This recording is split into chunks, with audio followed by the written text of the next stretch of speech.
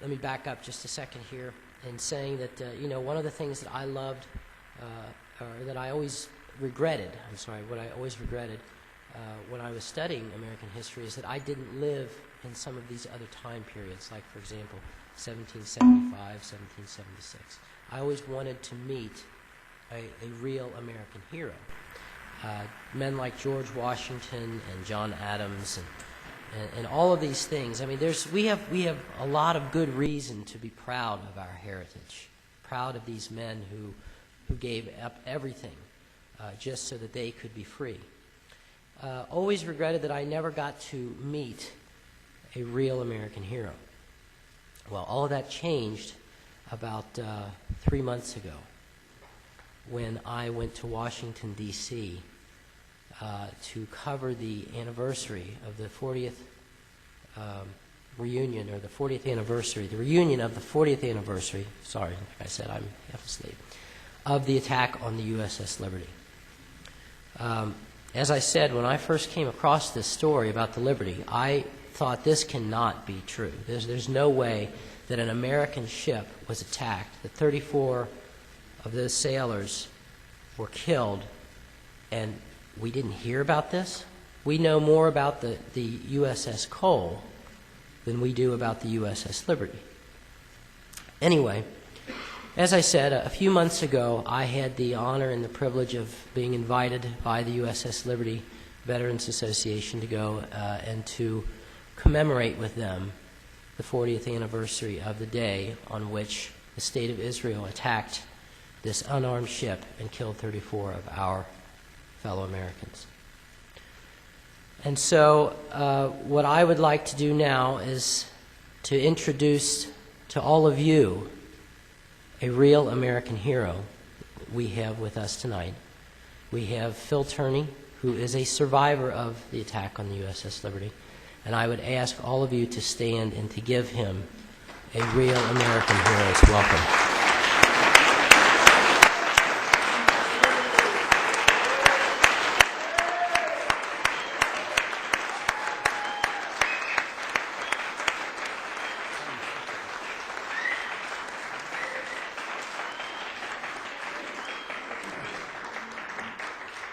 Well, thank you, Mark. I appreciate that introduction. It was very kind of you.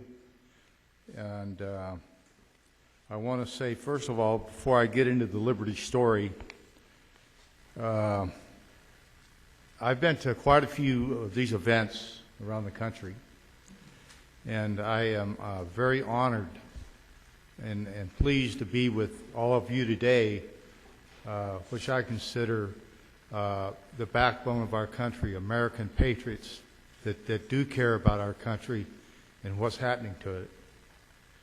And also, I'm thinking about what happened at the Marriott, what they did to you and what they did to all of you. It was disgraceful. It was, I think, a breach of our free speech, right to assemble. And I think we all ought to write the CEO of the Marriott a letter. If he doesn't answer that one, write him another letter. If he doesn't answer that, write him another letter. Continue writing letters to these people till you let them know that they're not going to trample on your civil rights ever again. We have a right to be here.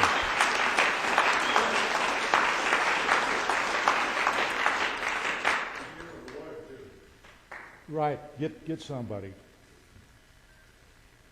First of all, I was 20 years old in 1967. I was a third-class petty officer in damage control, and we were ordered to leave Abidjan, Africa, about 2 o'clock in the morning to go who knew where. We didn't have a clue where we were going. Until we got to Rota, Spain, and we picked up 3 linguists, 3 Marine Russian linguists, and a civilian named Alan Blue. It was a one-night stay. We picked up supplies, and we headed for the Mediterranean. We got on station at approximately 6 o'clock in the morning. At approximately 6:05, Israeli aircraft were circling the ship. We knew they were Israeli aircraft because we could see the Star of David on them. We waved at the pilots waved back. We felt very comfortable. There was at least 12 overflights of the ship from 0600 to approximately 11 or 11:30.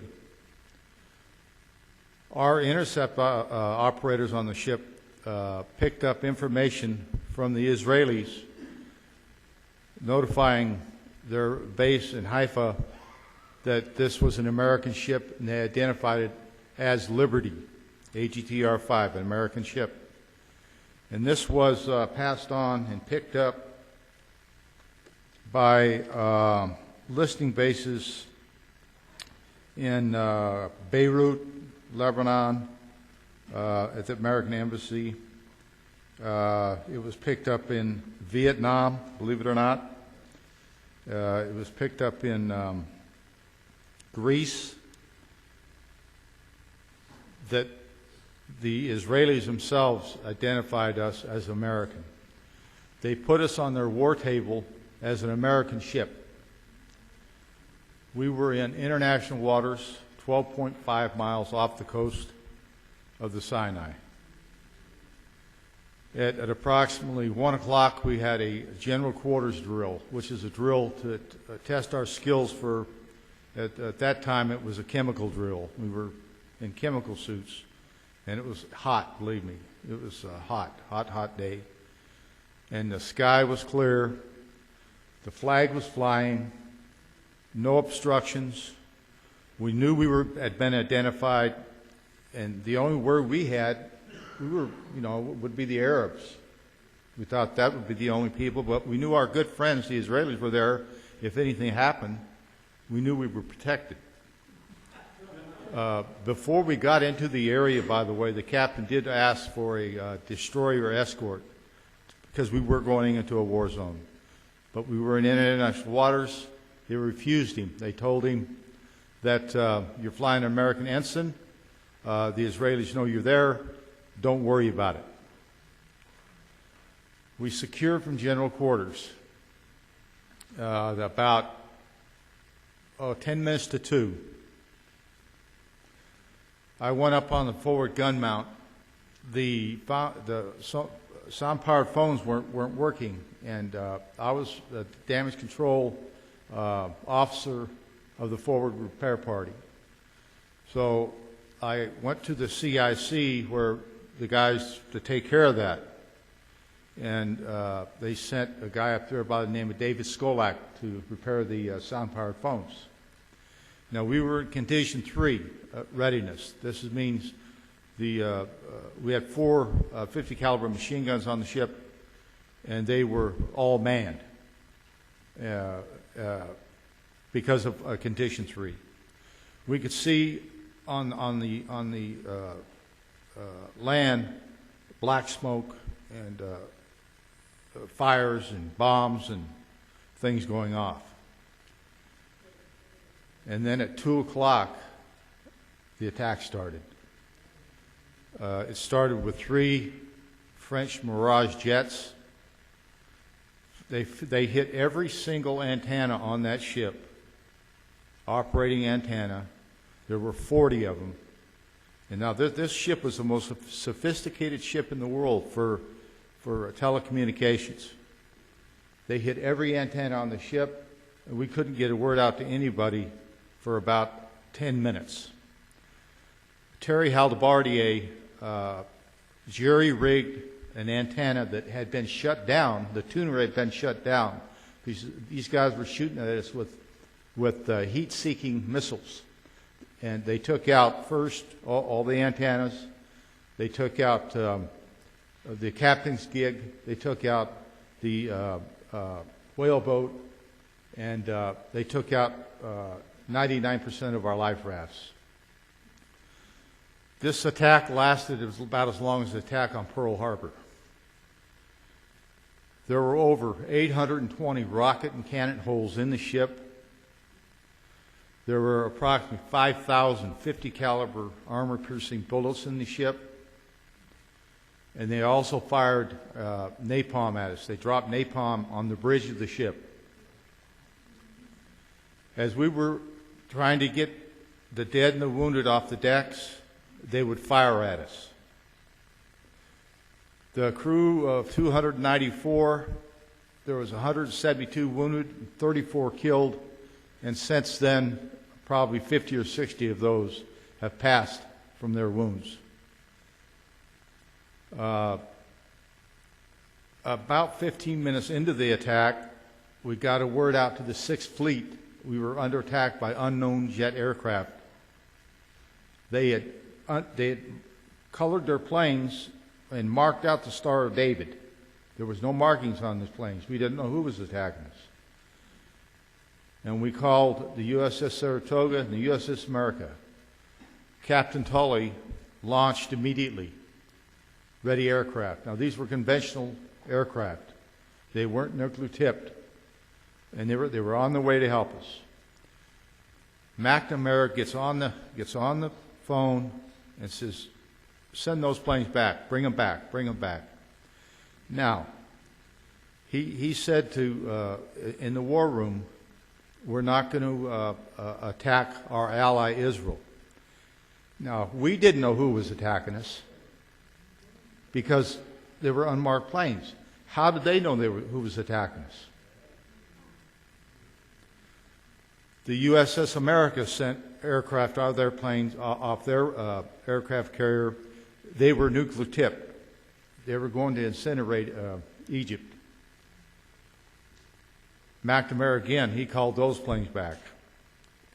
Admiral Geist said, "I want to rearm and go to the Liberty's defense. They're still under attack." This is about probably 45 minutes into the attack. With the holes in the ship and the damage that was done, the experts said it had to be at least 12 to 18 aircraft that attacked us. About 50 minutes, 60 minutes into the attack, here comes 3 motor torpedo boats. And they got in a torpedo mode. There was like a torpedo boat here, one behind it, and one behind it. They had 2 torpedoes on each boat, 6 total. They fired 5 torpedoes, and one didn't go off. And 5 torpedoes came at us at one time. 2 went aft. I believe one went forward, and the other one, I don't know where it went, but I do know where the last one went. It hit in the research bases below the waterline, instantly blowing to bits 25 American sailors. The impact of the torpedo was so great, it picked the ship completely up out of the water. And it just went back down. The ship was just like weeping.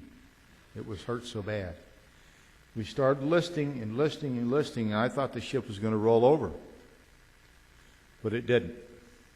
It started to stabilize. I was ordered to the bridge to help put out fires. And we didn't have any water pressure because they put holes in most of our fire hoses. And besides that, our pumps weren't working properly. So we couldn't pump as much water as we needed. We were basically just dead in the water. Got to the bridge, had 2 CO2 bottles, and tried to put out the napalm, and it was impossible. You couldn't put that stuff out. It's just jelly didn't keep on burning. And I'll never forget, I looked over at the helmsman. He was a very good friend of mine. His name was Francis Brown. I met him when I first got aboard the ship in 1965. We were good buddies. We used to play pool together and everything like that. And he was one of the most well-liked men aboard the ship. And I looked at him as I was getting ready to go down the passageway and get another CO2 bottle. I looked directly in his eyes, and he looked at me, I didn't say a word, and he didn't say a word. I went back down, got what CO2 bottles I could. I came back up, and I got on the bridge, the deck, and there was blood all over, and I flew up, slipped, and fell on my back. And it was Francis Brown's blood. A 50 caliber bullet came and blew off the back of his head. The captain at that time had been injured. There were still dead and wounded on the main deck and on the second level. The 50-gallon cans of gasoline we had on the ship, they were on fire, they were burning. And the torpedo boats would circle the ship and shoot at our firefighters and stretcher bearers. They wanted us all dead. They wanted us all murdered. Our government abandoned us when we needed them the most 40 years ago, and they abandoned us. They're still abandoning us to this day. This government was stabbed in the back by the government of Israel, and our government helped put a knife in their own back. And whenever Israel wants something, all they got to do is just twist that knife a little bit more, and they get what they want. I remember talking to Admiral Moore. He was one of our greatest supporters on this issue. He told me, Phil, he says, during the Yom Kippur War, the ambassador of Israel came to me. He was the Joint Chiefs of Staff then. He says, Phil, he says, I need this from you, and I need this from you, and I need this from you. He says, well, I can't give you all that. He says, we need it for other things, for Vietnam or whatever. And he says, don't you worry about the Congress. You just get what I want. And he was ordered the next day to give the Israelis anything they wanted, taking away from our fighting men. And 2 days after that, or the next morning, the USS America and the USS Davis and the USS Massey got to us, 18 hours after the attack. So they left us out there. They didn't even send a Piper Cub to see how we were doing. I mean, they could have sent at least one airplane to give us direction. Our compasses were out. We had nothing. We were sailing by the stars. But our country left us there. They made the decision, hopefully, they thought we were going to break up in the middle of the night and all of us die. But we thought the Israelis were going to come back and get us. But they didn't, because the word was out. We knew who attacked us. About 15 minutes after the torpedo boats left, they sent 2 helicopters with commandos in them, ready to board our ship to finish us off. They circled the ship. One got close to the forecastle, and I was looking right in the eyeball. And he was looking at me, and I went just like that.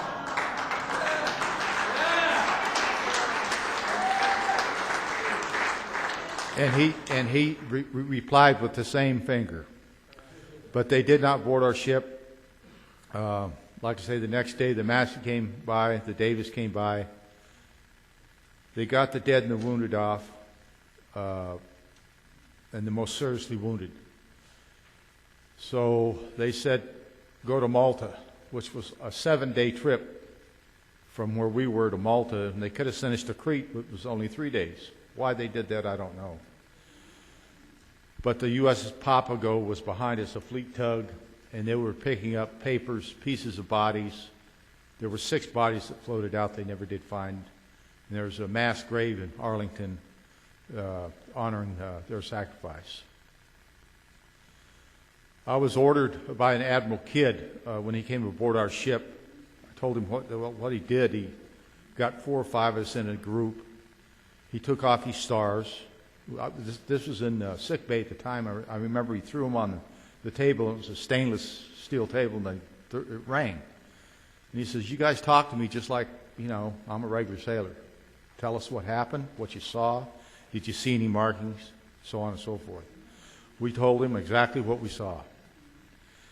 He put his stars back on. He says, now I'm an admiral again. And I'm telling you, if you ever breathe a word to this, to your parents, to the press, to your shipmates, to anybody, I'll make sure you either go to prison or worse, and everybody else knew what worse meant. And then we were briefed by the CIA and the National Security Agency never to say a word about it. And I didn't for 20 years. I was in a hole. I was in a depression you couldn't believe. And then a book came out called Assault on the Liberty, written by James Ennis. Read the book, understood that other people besides myself, I thought I was the only one that felt that way, but I wasn't. But the Israeli government and our government, they might as well have fired the bullets at all of you sitting right here, because when they attack one American, they attack us all.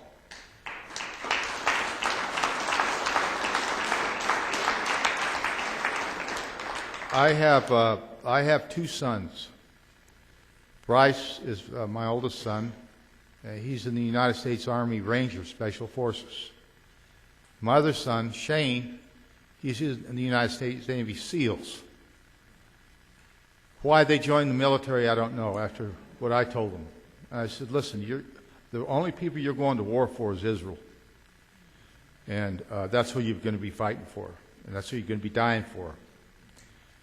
But they're grown men. They want to do what they're going to do. I couldn't talk them out of it. But anyway, that's the way I feel. But the Liberty has made a footprint. They made a footprint on the Middle East 40 years ago, and that footprint is not erased yet. If the American public knew what Israel did to this American ship, they would be outraged. They would, our passionate attachment for Israel would not be passionate very long. We'd be done with them. The American public wouldn't stand for it. And the conspiracy, it goes on and on after each president, each Congress. They all know the truth. We get secret documents. They don't mean anything. They're all blacked out. I get the same documents every year. I'm on their list. They send me the same documents. They might add one word, an I or an A, but the rest of it's all blacked out. So I don't know how to get the word out other than talking to people like you, which I do quite often. It's almost useless to write your Congress, but if you do, it does let them know you're still there. The Liberty story will be repeated. I think it was repeated when the barracks were blown up in Beirut, and I think it was done by our friends with skull caps too. I think they killed them all to get us out of there. That's my own personal opinion. I have nothing to back it up with, but that's just what I believe. The other thing I wanted to get across was that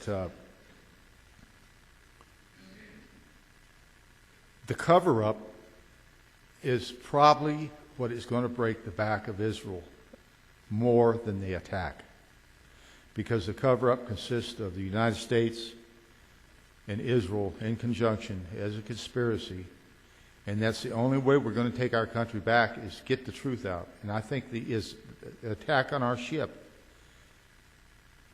I personally believe that God saved us because nobody else was there to help us.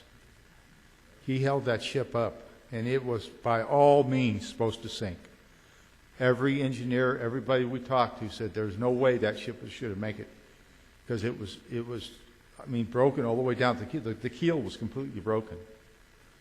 And we got it into Malta, stayed there a month. They made the ship look like brand new, patched all the holes up, and we brought it back to the States. There was myself and about 15 other guys, skeleton crew, brought the ship back to Little Creek, Virginia. I stayed aboard the Liberty until December the 12th, 1967. I was discharged.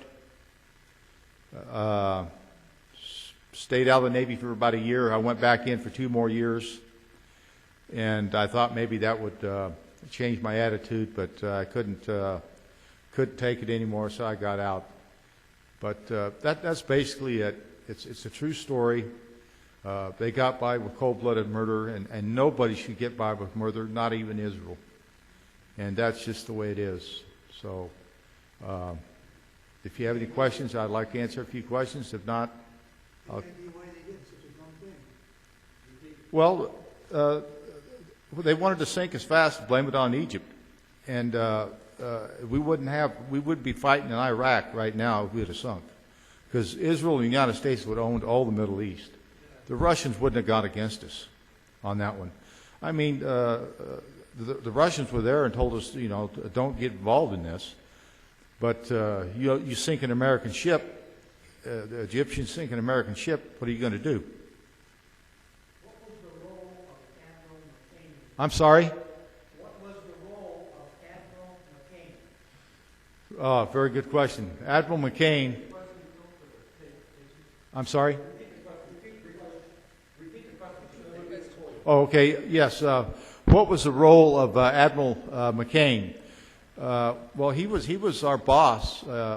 He was the Europe commander of the Sixth Fleet, and he ordered Admiral Kidd to have this investigation, board of inquiry, done within 1 week. And that was impossible. This investigation should have taken at least a year. One of the lead investigators on it, Ward Boston, later came out and said, yeah, it's a sham. We were ordered to lie. It's a cover-up. Everybody knows it's a cover-up. Admiral McCain, Senator McCain's son or dad, ordered him to cover it up. And it's been covered up to this day. And I've written to McCain before, and he doesn't want to hear about it for sure. But that was his role as a part of the cover-up. But Ward Boston and Admiral Storing, he was a Judge Advocate General. He supports us. He says, yeah, it was a cover-up. And we've got tons and tons of people that support us, but it doesn't do any good. I was in the State Department giving a speech, or ready to give a speech, and the moderator at that time cut me off. I was there for about 2 hours, and I was at the microphone, and he said the conference is over. Click, and that was it.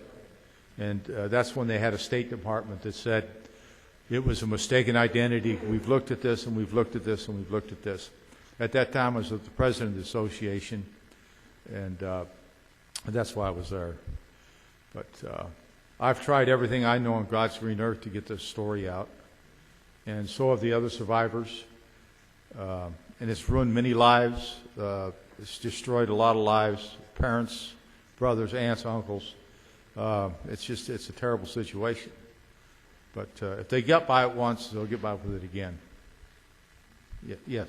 The 1967 war, we found out many years later that the Israelis were executing Arab prisoners, Egyptians, in Sinai. And as you said before, the Liberty had the electronic sophistication to pick up that data. Did you ever find out if that was ever uncovered? And what? You know, I really apologize. I can't. Why don't you come here closer? I really can't hear you. Okay. In the 1967 war, Egyptian prisoners were being executed by the Israelis, you know, and that's a war crime, of course, for which they could be prosecuted under the Geneva Conventions. Theoretically, at least, the Liberty had the ability to detect that with their electronic surveillance equipment. Did you ever find out if that was true, and was it ever, you know, reported before the attack? Was this the real reason why Admiral Kidd told you not to say a word about any of this stuff?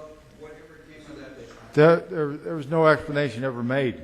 Basically, they just told us to shut up, and but we knew what was up. You know, it took me a few years to figure it out, but they didn't want us talking about it, and that's just basically it. Like I say, I didn't talk about it for 20 years.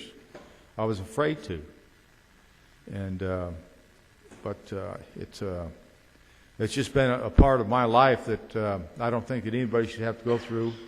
None of your sons or brothers or daughters or anybody, I hope that they never have to go through anything like that.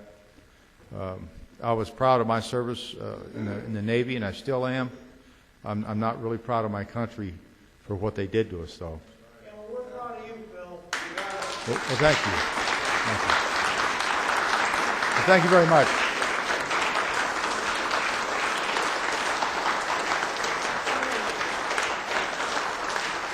Yes. There was a dramatization of the attack on the USS Liberty on National Public Radio in the mid-1970s. It was just guns shooting, guys talking. It was in the 1970s, and on National Public Radio, and I believe it was out of Wisconsin, but I heard it in Oakland, California. I couldn't believe it that it was there. Right, right, absolutely. And there's some good films out too. Dead in the Water and Loss of Liberty. Can I ask a question? Yes. You said that your ship was taken to Malta, which is a British port. So, with the British Navy, did they know, the Royal Navy, about what happened to you? When we got in Malta? Yeah, I mean, the Royal Navy must have known what happened to your ship because you took it to Malta, right? Right. We took it to Malta and went in the dry dock. Right. So, the British government must have been aware of what happened. Was it ever reported in Britain? What happened? Nothing. Nothing.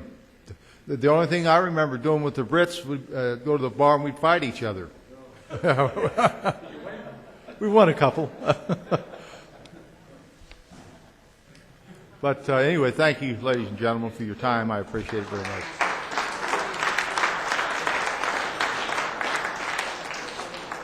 Okay, back in July when you had your reunion in D.C., could you touch on the amount of support that the congressmen and senators gave you?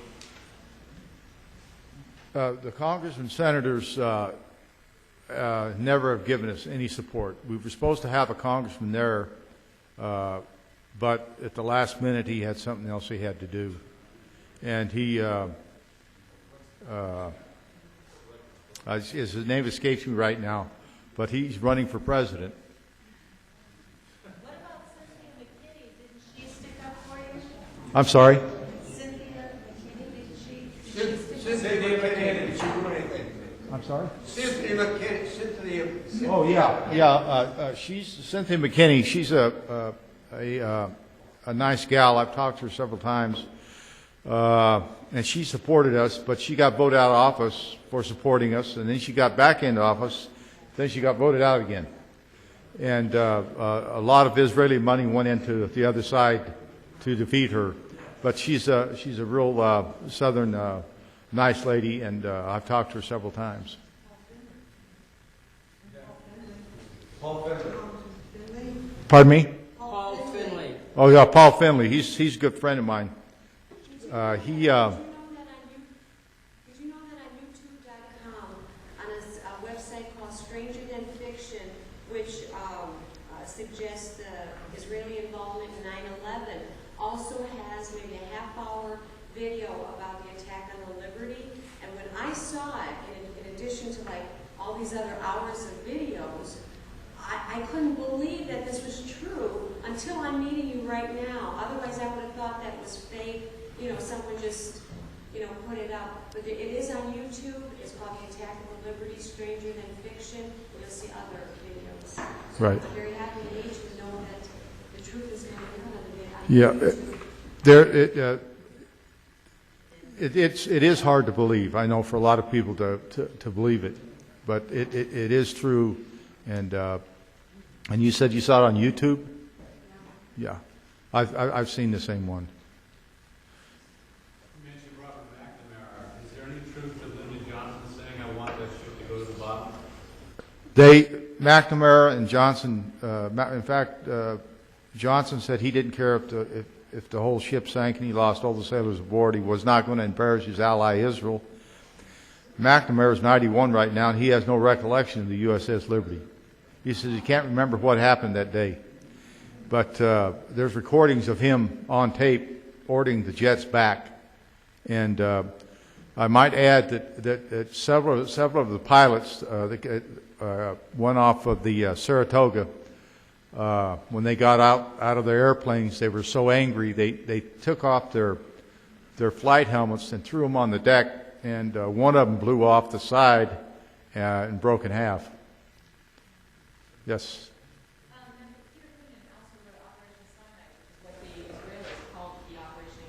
Operation Sinai, and yeah, Frontlet 615.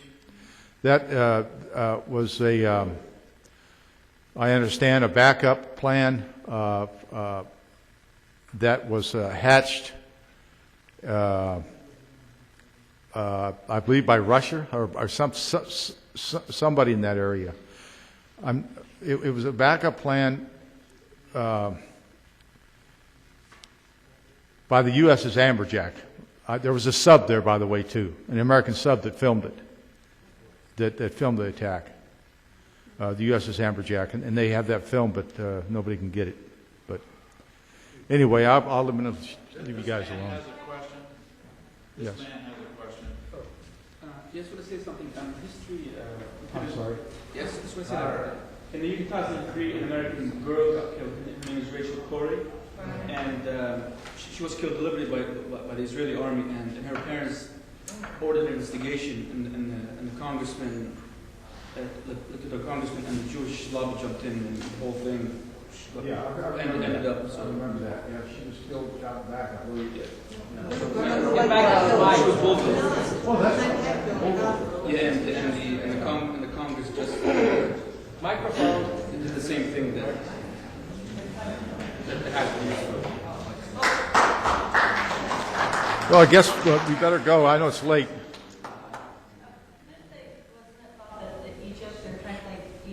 I'm sorry? Weren't they first trying to blame Egypt on the attack of the USS Liberty? That if we'd have sunk, the whole Middle East would be completely different right now. Like I say, we wouldn't be in Iraq right now.